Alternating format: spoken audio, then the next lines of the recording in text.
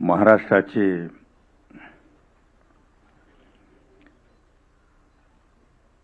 लाडके अत्यंत अभ्यासू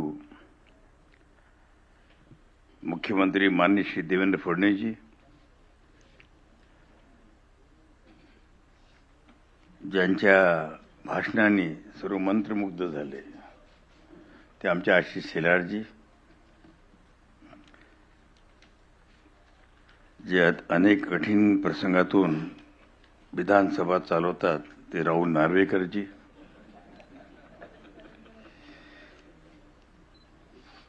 ज्येष्ठ नेते आणि मंत्री छगन भुजबळजी, मंगलप्रभात लोढाजी, पंकजाताई, अतुल सावेजी, प्रताप नाईकजी, आमचे बंधू आणि एनसीपी राष्ट्रीय नेते श्री प्रफुल्लभाई पटेल, त्याच पार्टीचे अध्यक्ष आणि आदरणीय दादा सुरेशदादा जैन, या सभागृहामध्ये उपस्थित आमचे जुने मित्र आणि सुरेश शेट्टी,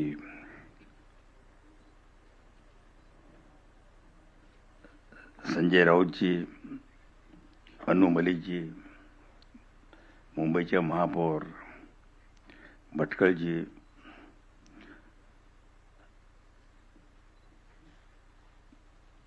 या कार्यक्रमासाठी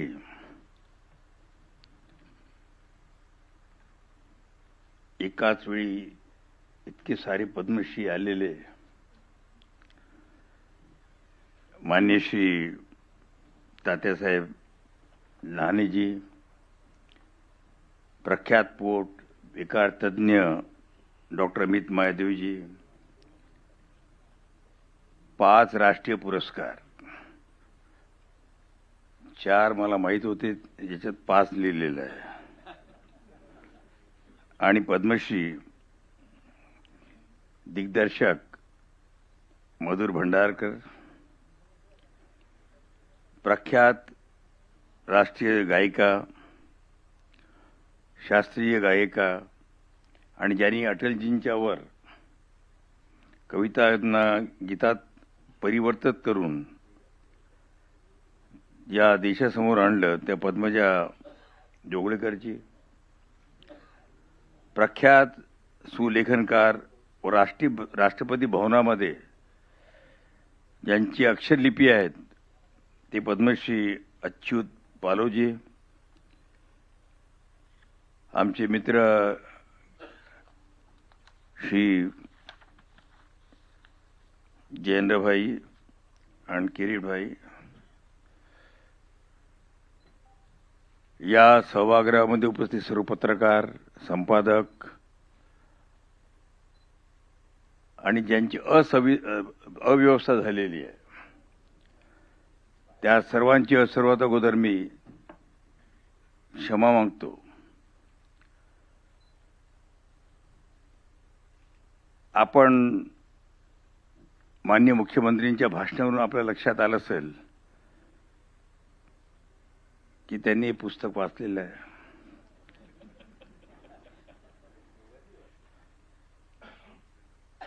आणि त्यांचं राजन बाबूवर किती प्रेम आहे.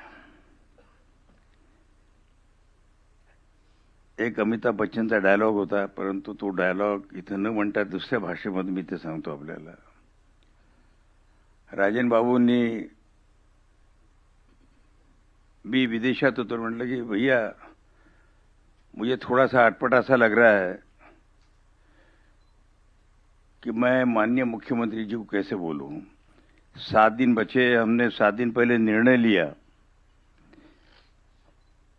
और आशू ने मुहूर्त निकाला. आशू म्हणजे त्यांची धनपत्नी. मुहूर्त निकाला और कहा कि देखो तुम्हारे इसके पहले की जो भी किताबें आई थी वो ठीक से चली नहीं।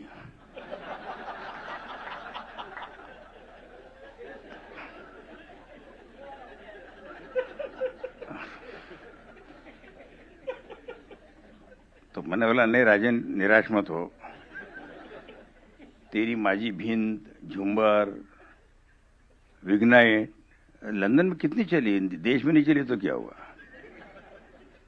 मगर हमेशा घर में अपने, इतना तू संवाद वगैरह का किताब लिख रहा है, घर में अच्छा संवाद रखना चाहिए तूने, वरना ये प्रॉब्लेम नहीं होता एक हफ्ते के अंदर। तर बोललं, तर त्यांनी मुख्यमंत्री साहेबांना सांगितलं की आजचा दिवस ते 4:15 वाजता, अगोदर 4:30चं होतं, मग ते त्यांनी सांगितलं नाही नाही 4:15 को शुभ मुहूर्त रहेगा तुम्हारे लिए। तर परत तर मुख्यमंत्री साहेबांनी आपले सारे प्रोग्राम वेळोवेळी बदलत गेले, ते अगोदर 4:30 केलं, त्याच्या अगोदरचे दुसरे बदलले आणि मग 4:15 वाजता आले। असं केल्यामुळे माझ्या लक्षात आलं की मी अगोदर समजत होतो की माझं प्रेम खूप आहे त्यांच्यावर, त्यांचं माझ्यावर आहे, परंतु ज्या पद्धतीने त्यांनी हे केलं त्याच्यावर माझ्या लक्षात आलं की राजेंद्र बाबूंवर त्यांची अधिक जास्त माया आहे। परंतु राजेंद्र बाबूंनी एक जो शब्द वापरला अजूनदा की तुमच्या विदर्भात बदलली, मी तुमच्या विदर्भ म्हणजे तुमच्या कोणत्या विदर्भातून आले तुम्ही? हां, अरे तुम्ही तुमचा जन्म तिथे झाला, शिक्षण तिथे झालं, हां, शिकले तिथे, पडले तुम्ही तिथे, हां। असो, आज मला खूप मनापासून आनंद होत आहे की अत्यंत सुंदर अशा पद्धतीने त्यांनी तरुणांसाठी पुस्तक तयार केलेलं आहे। कारण मी वाचत असताना बोलले की त्याचे टाइप फेसेस थोडे मला कमी वाटत होते। तो बोले भैया ज़्यादा बड़ा करेंगे तो ज़्यादा कागज लगेगा और सब बचाने का समय चल रहा है ये, तो इसलिए उसको छोटा कर रहा हूं मैं। त्यांच्यावर आमच्या करणचा फार प्रभाव आहे सध्या। करण हा सर्वात लहान आमचे चिरंजीव।